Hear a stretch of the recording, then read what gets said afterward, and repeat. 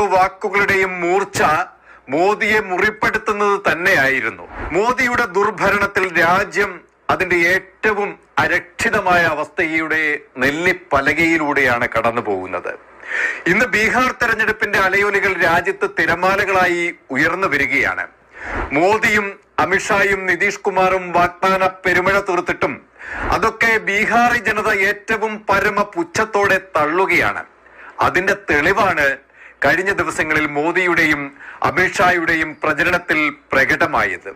മോദിയുടെ നാടകം കാണാനാവാതെ ജനം ഇറങ്ങിപ്പോയതും അമിത്ഷായെ കേൾക്കാൻ ജനം എത്താതിരുന്നതും അതുകൊണ്ട് തന്നെ. എന്നാൽ രാഹുൽ ഗാന്ധിയുടെയും തേജസ്വിയുടെയും പ്രചരണ സമ്മേളനങ്ങളിൽ ചരിത്രം തിരുത്തിക്കുറിച്ച ജനസാഗരം ഒഴുകിയെത്തുകയായിരുന്നു. ഇന്ന് പ്രിയങ്ക ഗാന്ധി ബീഹാറിലെത്തി ബെഹുസുരയിൽ അവർ NDA നൽകിയ വാഗ്ദാനങ്ങൾക്കെതിരെ